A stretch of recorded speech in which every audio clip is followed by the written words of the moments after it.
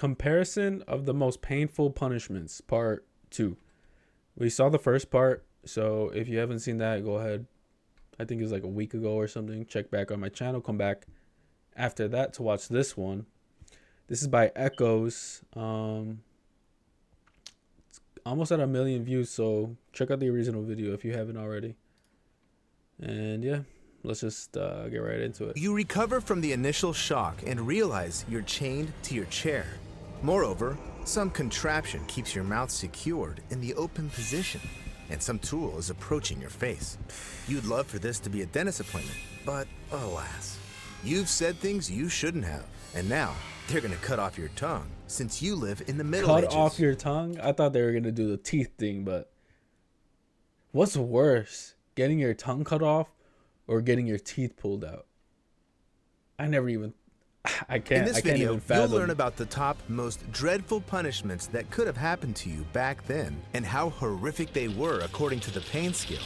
The scale is based on real scientific research and gives an approximate assessment of the suffering a person can experience. We'll start with the tongue terror, so you'd better put that sandwich away. Viewer discretion is advised. If, in medieval Europe, you dared to say that rain wasn't caused by prayers and killing people in the name of God wasn't exactly okay, it'd be enough to make you a heretic and a traitor. You'd be detained and sentenced to have your tongue cut off. For this, executioners devised a special tool that looks like scissors. The victim's tongue was placed between its blades, and then the torturers would tighten the screw on the handles. Often, the scissors would be heated with fire before the punishment. That's terrible. That's, y'all, just to like make it even more worse, you're gonna burn their tongue right before you rip it off. Might have partly been a good thing, since this would cauterize the wound. In the Middle Ages, there was no such thing as surgery and sterility, and apart from the instant pain, the victim would likely suffer from infections or even die from blood sepsis. Despite all this, the tongue terror torture received only 39 out of 140 points on the pain scale. In reality, the executioners rarely wanted to shut the culprit up since their job was predominantly to obtain information, or a confession. In Japan in the early 17th century, they came up with a special kind of torture to make you admit you're not a Christian. Back then, the country's last samurai government, under the helm of an authoritarian leader, outlawed Christianity, and tens of thousands of believers were persecuted. One of the most widespread methods of making a person recant their faith was a torture method called anatsurushi, which literally translates to hanging. First, the victim's body was wrapped in straw or fabric and tied. Then they were hung upside down over a hole in the ground. The hole was often filled with feces to make matters even worse for the person being tortured. That's just messed up. Y'all just putting, like, bruh. Like, you had no need to do that because you're already gonna mess them up. Just why don't you just put shit on the bottom of it just so that they have a hard time being there, right? Tortured. The executioners also made small cuts near the person's temples to lower their blood pressure to stop the victim from going unconscious. If it did happen, there were doctors nearby who would make the person come round and hang them over the hole once again. Although Anna Tsuruchi received 48 points on the pain scale, some people didn't fold under the pressure of this torture. Around 2,000 Christians stayed faithful and died as martyrs. However, the main religions in today's Japan are Shintoism and Buddhism, and Christianity accounts for a meager 1.5%. So sadly, the horrific anatsurushi practice reached its goal. Executioners worldwide weren't above using the most heinous ways of achieving the desired outcome. There's a category of tortures that are scary to even talk about. However, I believe that we can't just ignore them. So, in this discussion, I'll rely on your imagination. The first thing I'd like to tell you about is the choke pear. This metal contraption is made out of a few separate segments that open wide if we turn the screw wrench. The choke pear reportedly got its name from being used as a gag. However, it's also known... Bro, no. That's metal, right? Dude, I can't imagine. As the pear of anguish, instrumental in some kinds of torture. The edges of its segments were sharpened. Then the executioners would heat the pear in flames, Insert and open it within the human body's various physiological openings. Nah. Never. Nah. That couldn't be me. A person could be subjected to this torture for homosexuality or fraternizing with the devil. That is, for nothing. The pair of anguish received 67 points on the pain scale, approximately like childbirth, because it inflicted similar injuries on female victims. However, there's no historical proof of this tool being used in that exact way. This contraption is regarded as too elegant for torture. Some believe it was used as a simple juicer. However, whatever purpose the choke pair originally served, people thought they could use it for torture. And this looks is far menacing. from being the only tool created specifically for human genitalia. Another invention that was no less heinous was the iron spider, or the breast ripper. And No. There's no way. There's no way that this is a thing. yes, this name perfectly explains its use. With its help, the executioners punished or interrogated the women who gave extramarital birth or were accused of performing an abortion, adultery, blasphemy, or just gossiping. The iron spider was heated and secured to a wall on one side, while its sharp spikes were attached to a woman's breasts. You can imagine what ensued. Although the use of this contraption in the Middle Ages is doubtful, cutting off people's breasts as a form of punishment was used in reality. The ancient Romans subjected Christian martyrs, Agatha of Sicily, and Saint Barbara to this before executing them. Such torture Damn. takes 73 points on the pain That's scale. messed up. However, men are even less fortunate in this regard. Their intimate areas were I mean, yeah, because they don't have breasts. Nah, that's... I can't. I mean, I gotta think of something to, like... I don't know. also targeted by I don't know. executioners, who created the crocodile shears. Instead of normal blades, they had a kind of shoot with the jagged edges. I believe it'll suffice to say that this tool was used as a punishment only for the most heinous of crimes. For example, for trying to kill a monarch, and only on men. The scissors were heated, applied to the male sex organ, and used to tear it off. I don't think most men would agree with this torture landing on only 100 points on the pain scale, as it must have been You might as well unbearable. just finish me, because there's no way I'm living like that. You might as well just do the job. However, the executioners mainly focused on other body parts, and it was for one of them that they created this. It became Bro, one what of the is most popular this? torture tools in the Middle Ages. First and foremost, during the Inquisition. It's called the knee splitter. The executioners would put the victim's knee in between the two bars with sharp protruding spikes and start tightening the screws. It's like a The bear tool's trap. teeth would puncture the skin and the muscles and eventually break the bones. After such torture, not only did people confess to everything, even the things they didn't do, but they were also maimed for life.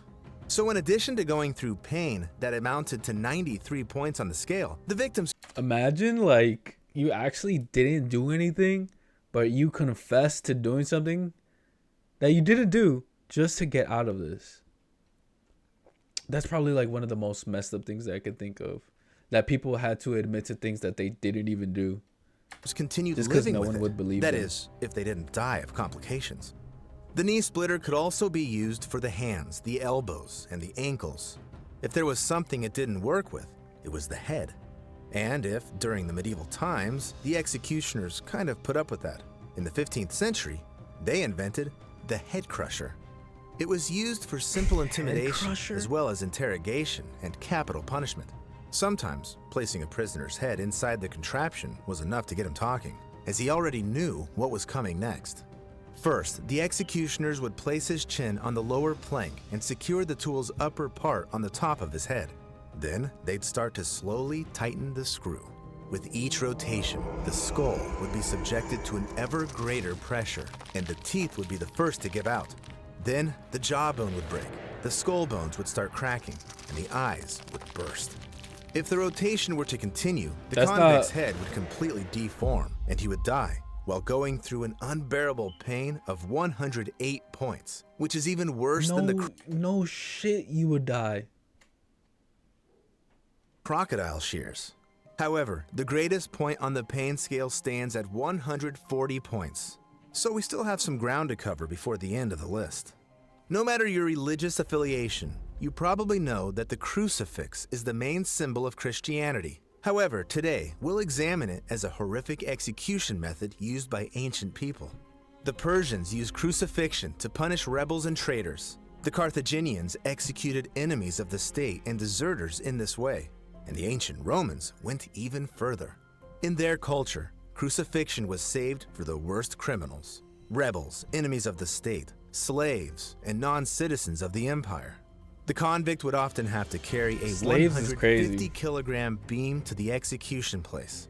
There, this part of the crucifix was hoisted upon the already standing pillar, and the victim was tied or nailed to it by the wrists.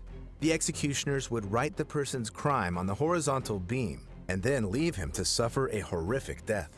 Sometimes, additional torture, like lashing, would be used to inflict even more pain on the victims. The worst was yet to come for them, however. First, they were tainted by the pain from their wounds, which would later be joined by skin burns from the sun, bites from myriads of insects, and hunger. The victim's muscles started burning like fire due to the insane tension, and at some point the legs could no longer hold the body and gave out. Then, the weight would transfer to the arms, but the arm joints weren't strong enough to hold for long, and eventually, the entire burden would be on the chest. That's when the victim would start experiencing trouble breathing. It would become more and more difficult to inhale, and the person would begin to suffocate. This horrific punishment was one of the worst in humanity's history, so it received 112 points on the pain scale. Yet, the Roman rulers seemed to like combining the execution with public shaming and humiliation. That's why they also practiced a torture called poena culae, or penalty of the sack. It was an official kind of capital punishment for the murder of relatives, first and foremost the father, or conversely the child. The punishment consisted of sewing the convict inside a leather sack with 4 animals: a monkey, a dog, a rooster, and a snake. What? How? Like what? What? Who Then, made this the up? executioners would beat the sack with sticks and throw it into the water or leave the victim to the mercy of Bro, y'all are a mess. What did the animals do to you? What did the animals really do? the beasts. The terrified animals would start scratching and gnawing at whatever was near, which was predominantly the human body. Moreover, the snake could be poisonous. Yet this horrific torture also had a spiritual meaning. The 4 animals in the sack weren't random. The dog symbolized the criminal's lack of respect for his parents. That comes as no surprise, since the convict was being punished for murdering one of them. The reason for this choice was that puppies are born blind for the first 9 days of their lives and can't see who they're growling at. The rooster stood for the criminal act itself, and the snake symbolized the convict's parents' grief. The monkey meant the criminal himself, since although it looks like a human, it can't be regarded as one.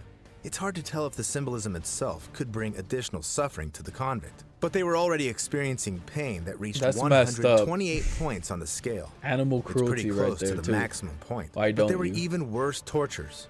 For example, the iron chair. It was That looks the iron chair. That looks insane. You're just sitting on nails, needles, whatever you want to call it.